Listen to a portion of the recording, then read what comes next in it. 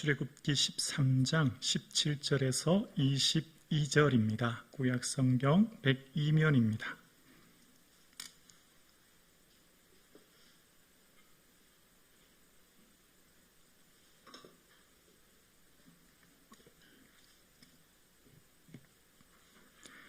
오늘 이 말씀은 살아계신 하나님의 말씀입니다. 우리 함께 고백드리겠습니다. 출애굽기 13장 17절로 22절입니다. 합독하시겠습니다. 바로가 백성을 보낸 후에 블레셋 사람의 땅의 길은 가까울지라도 하나님이 그들을 그 길로 인도하지 아니하셨으니 이는 하나님이 말씀하시기를 이 백성이 전쟁을 하게 되면 마음을 돌이켜 애굽으로 돌아갈까 하셨습니다. 그러므로 하나님이 홍해 광야 길로 돌려 백성을 인도하심에 이스라엘 자손이 애굽 땅에서 대회를 지어 나올 때에 모세가 요셉의 유고를 가졌으니 이는 요셉이 이스라엘 자손으로 단단히 맹세하게 하여 이르기를 하나님이 반드시 너희를 찾아오시리니 너희는 내 유고를 여기서 가지고 나아가라 하였음이더라. 그들이 숫곳을 떠나 광야 끝 에담 장막을 치니 여호와께서 그들 앞에서 가시며 낮에는 구름 기둥으로 그들의 길을 인도하시고 밤에는 불 기둥을 그들에게 비추사 낮이나 밤이나 진행하게 하시니 낮에는 구름 기둥 밤에는 불 기둥이 백성 앞에서 떠나지 아니하니라. 아멘. 우리 옆에 있는 성도님들과 인사하시겠습니다. 권사님은 나의 비타민이십니다. 성도님은 나의 비타민이십니다. 감사합니다. 감사합니다. 여러분은 이런 생각 해보신 적 없으십니까? 내가 가는 길은 왜 이렇게 가시밭 길이고 험난한 길인가?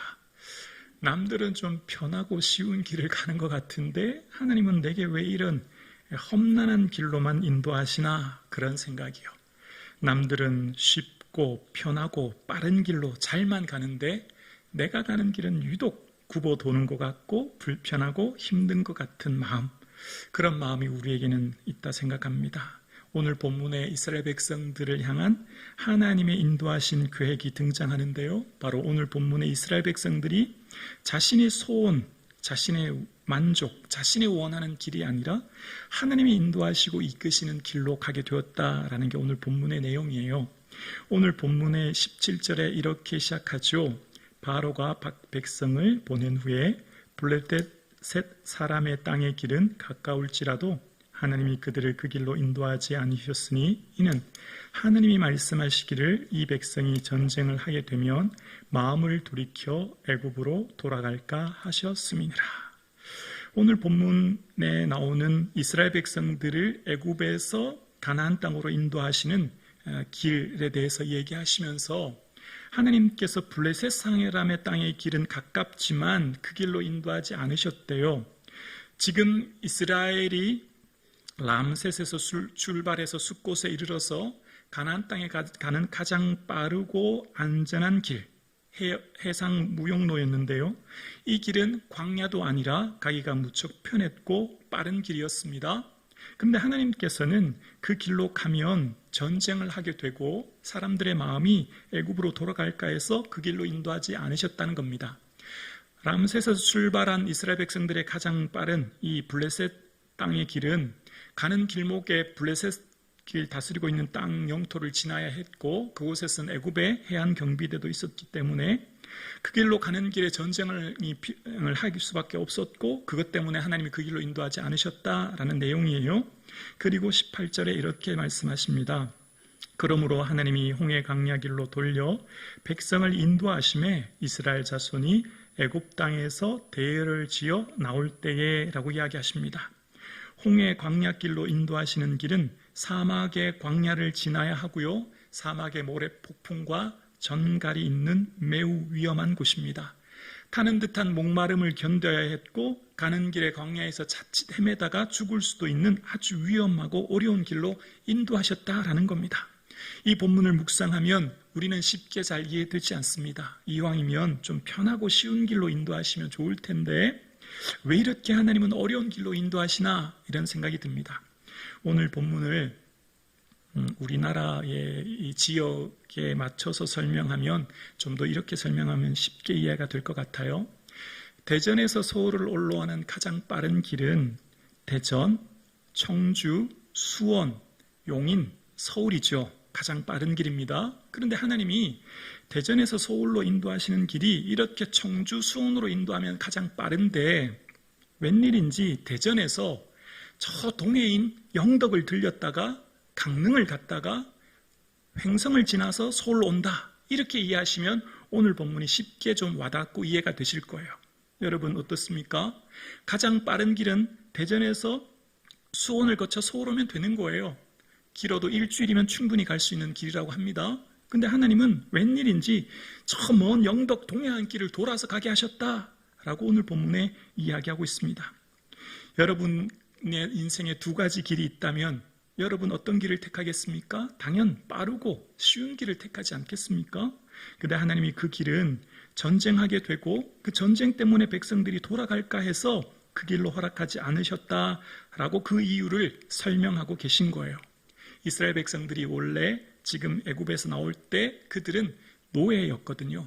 학교에는 근처도 가보지 못했거든요. 아마 글을 읽지 못하는 사람도 많았을 겁니다. 정규 군사나 무기도 없어요. 그러니까 지금 그들이 이 블레셋 땅의 길로 오다가 전쟁하면 그들이 마음이 낙심해서 차라리 그냥 애굽에 사는 게 낫겠다 생각했기 때문이라고 주님은 설명하고 계십니다. 그래서 하나님께서 인도하시는 길이 홍해 광야 길이라는 겁니다.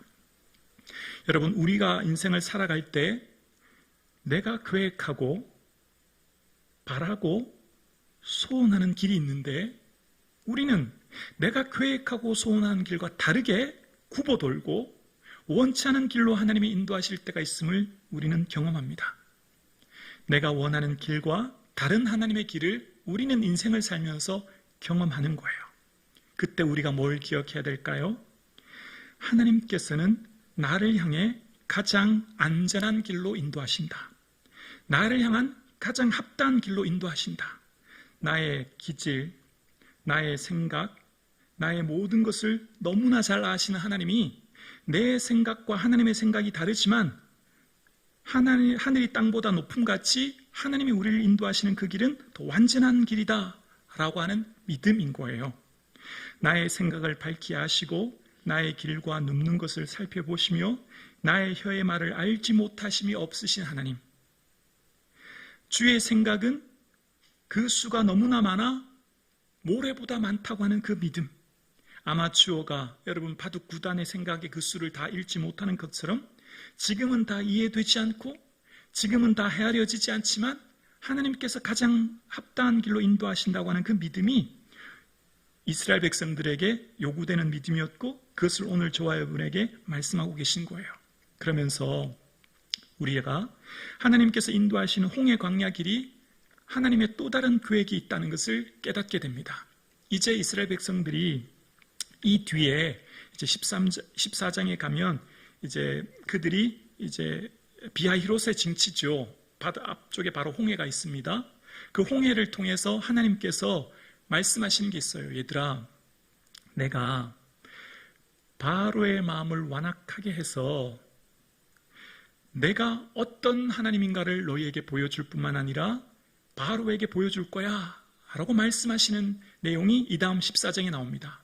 하나님께서 광야의 길을 만드시고 인간의 생각으로 불가능한 길을 가게 하심으로 하나님이 어떤 분인가를 이스라엘 백성들과 또한 이방 애굽 사람들에게 보여주시겠다라고 하는 하나님의 마음이 담겨져 있는 거예요.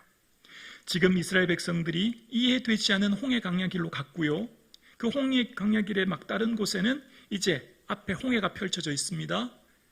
그런데 생각지도 않게 애굽의 군사들이 쫓아오게 되지요. 그때 잘 아시는 것처럼 어떤 일이 있지요? 홍해가 마른 땅처럼 건너게 되는 은혜를 이스라엘 백성들은 모두가 경험하게 된 것입니다. 오늘 나의 생각보다 더 크신 하나님께서 인도하시는 그 길 속에 지금 당장은 이해되지 않아도 하나님의 더 크신 계획과 뜻이 담겨져 있고 내가 가는 길이 비록 광야와 같을지라도 그 길을 만드시는 하나님의 은혜를 바라볼 수 있는 믿음이 오늘 이스라엘 백성들에게 요구되고 있고 말씀하시는 거예요. 오늘 함께 예배드리시는 저와 여러분의 삶에 내 생각보다 더 크신 하나님, 더 완전하신 하나님을 신뢰할 수 있는 믿음이 있기를 주님의 이름으로 축원합니다. 모세를 부르실 때 하나님이 모세에게 그런 말씀하셨거든요. 모세야, 내가 이스라엘 백성들을 애굽에서 인도하게 낼 거야. 근데 인도하여 낸 후에 내가 이 산에서 하나님을 섬길 거야. 이것이 내가 너를 보낸 증거다라고 출애굽기 3장에 말씀하세요. 이 산은 신의 산이거든요. 그러니까 모세를 부르실 때 처음 하신 약속은 이 신의 산에서 하나님을 예배하게 될 것이다 라고 하는 말씀을 하셨거든요. 그래서 이스라엘 백성들은 지금 이 길을 통해서 도착한 곳이 이후에 신의 산에 도착해요. 신의 산에서 하나님께서는 이스라엘 백성들을 향한 비전, 그리고 온 세계 열방을 어떻게 경영하며 통치하실지에 대한 비전을 선포하기 시작합니다. 그게 바로 출애굽기 19장에 나오는 신의 산 언약이거든요. 얘들아, 세계가 다 내게 속했다. 너희가 내 말을 잘 듣고 순종하면 너희는 내게 제사장 나라가 되고 내게 거룩한 백성이 될 거야 라고 하시면서 허락해 주신 것이 법이었습니다. 그게 10가지 법인 10계명이죠. 하나님의 백성이 어떻게 살아야 될지에 대한 하나님의 정신, 마음, 생각이 담겨져 있었고 그 10계명과 함께 주신 것이 바로 성막이었어요. 하나님을 어떻게 예배하며 어떻게 살아야 될지에 대해서 말씀해 주신 것이죠. 그래서 그 신의 산에서 이스라엘 백성들은 하나님의 시민으로서 어떻게 살아야 하며 하나님의 백성들이 나아갈 방향을 깨닫게 하신 거예요. 그 신의 산을 통해서 하나님이 이스라엘 백성들을 어떻게 경영하실지에 대한 비전과 목표를 말씀하신 겁니다. 하나님께서 인도하시는 그 길 속에 하나님의 마음, 그 생각을 깨닫게 하시기 위한 길이셨습니다. 그리고 이스라엘 백성들이 나올 때 오늘 본문 19절에 그들의 인생길에 큰 목표를 보게 하시는데요. 19절에 보면 모세가 요셉의 유고를 가졌으니 이는 요셉이 이스라엘 자손으로 단단히 맹세하게 하여 이르기를 하나님이 반드시 너희를 찾아오시리니 너희는 내 유고를 여기서 가지고 나아가라 하였음이더라. 이스라엘 백성들이 애굽에서 나올 때는 출애굽기 12장에 보면 430년이 지났다고 합니다. 이 표현을 우리말로 해석하면 이렇게 되는 거예요.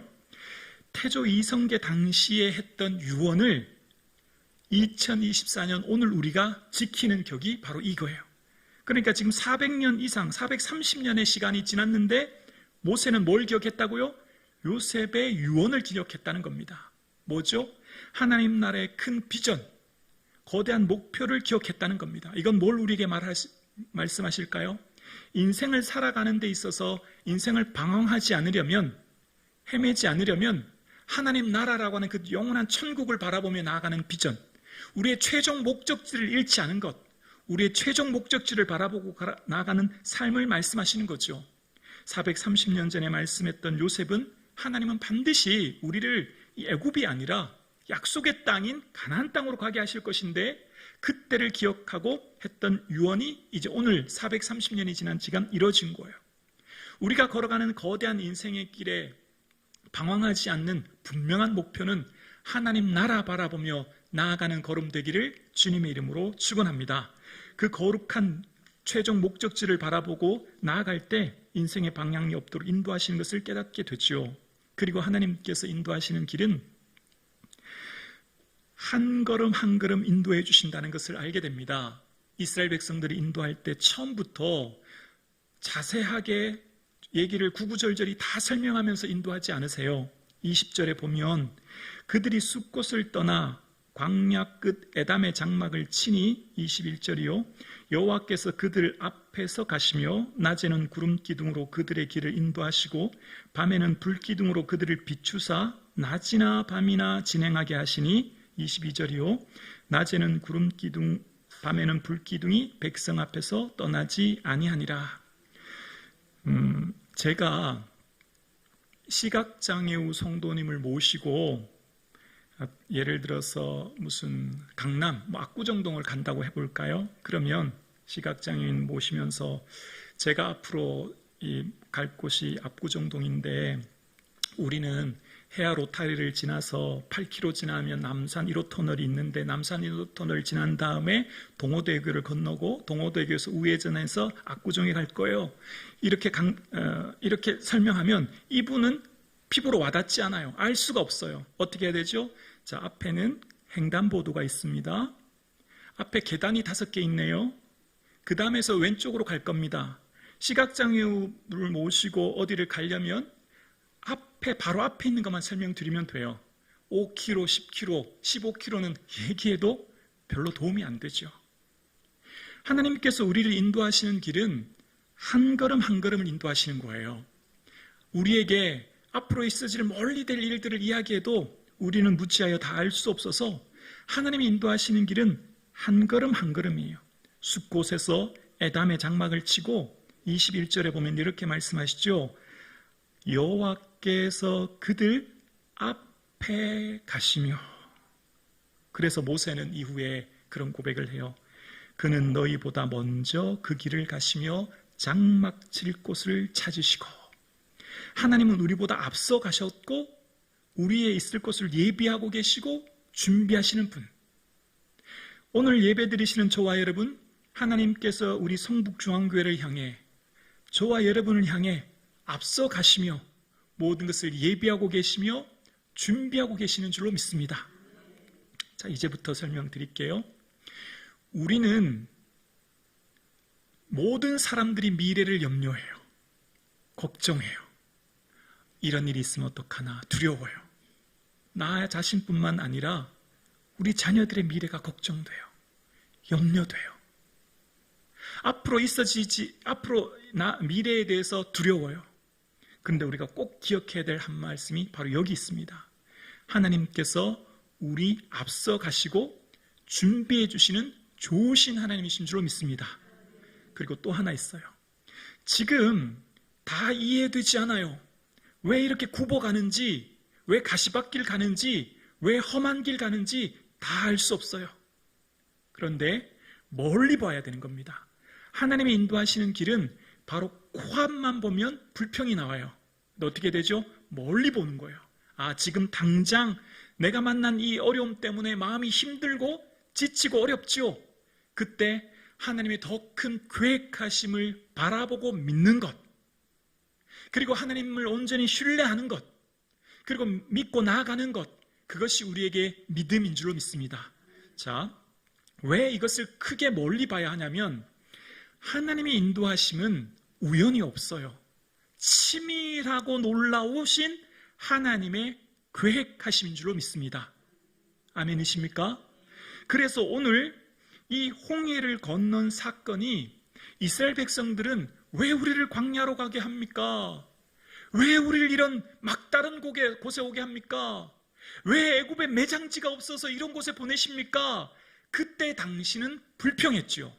왜냐하면 고난이 너무 크기 때문이에요. 내 힘으로 할 수 없는 문제를 만났기 때문이에요. 그런데 이 홍해 사건이 무엇인지를 바울은 고린도전서 10장에 이렇게 구체적으로 설명합니다.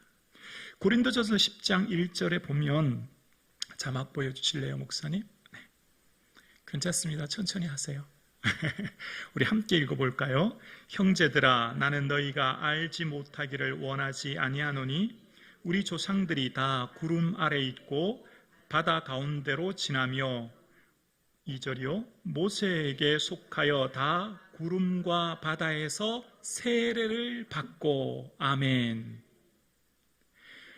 하나님의 일하심과 역사는 바로 앞에서는 이해할 수 없어요.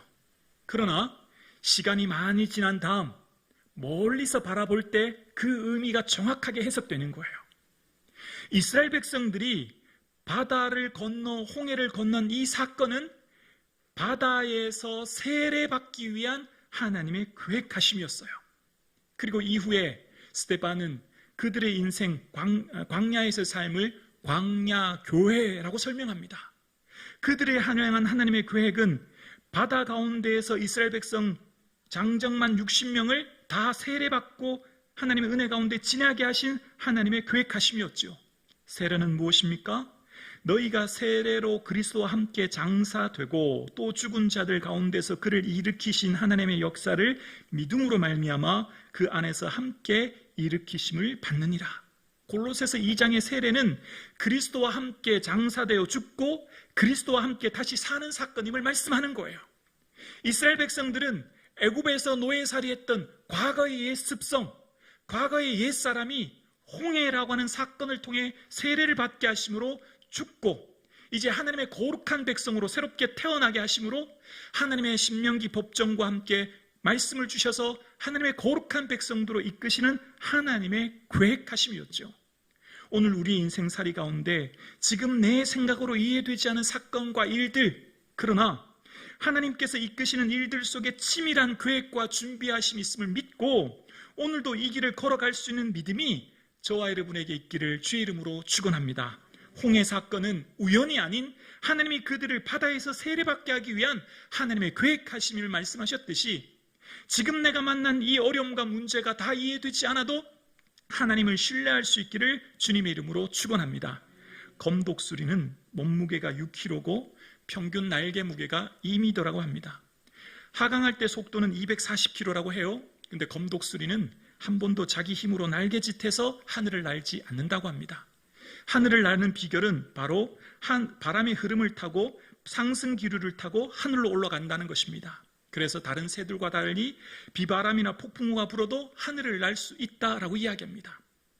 성도는 오늘 살아가는 우리의 인생길, 우리의 삶이 내 힘과 내 능력으로 살려고 하면 살아갈 수 없어요.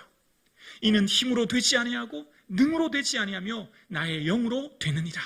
우리 인생은 내 힘, 내 능력, 내 방법으로 살아가냐면 이해되지 않은 어려움과 사건과 문제로 낙심하기 마련이고 좌절할 수밖에 없지만 하나님이 이끄시는 거대한 파도와 흐름을 바라보시며 주님께 모든 것을 맡길 때에 하늘 높이 솟구쳐 올라가는 독수리와 같이 하나님의 인도하심을 경험하게 될 줄로 믿습니다. 내 힘으로 살아가려고 하면 연약하여 살아갈 수 없는 것이 우리 인생이에요. 그래서 우리가 기억해야 돼요. 여호와께서 사람의 걸음을 정하시고 기뻐하시나니 저가 넘어지나 아주 엎드러지지 아니하면 여호와께서 그 손으로 붙드심이라. 넘어질 수도 있고요, 쓰러질 수도 있어요. 이해되지 않아서 그래요. 그러나 우리가 아주 엎드러지지 않은 것이 여기 있습니다. 하나님이 우리를 붙들고 계시고 하나님 우리를 인도하고 계시는 믿음입니다. 하나님 살아계세요. 죽은 하나님이 아니에요. 저와 여러분을 인도하시는 하나님께서는 생명의 길로 우리를 인도하고 계시고 길 대신 예수님이 우리를 이끌고 계신 줄로 믿습니다. 그래서 우리가 걸어가는 길은 생명의 길이고 영광의 길이기에 오늘도 기쁨과 즐거움이 넘치는 저와 여러분의 사람의 삶 되기를 주님의 이름으로 축원합니다.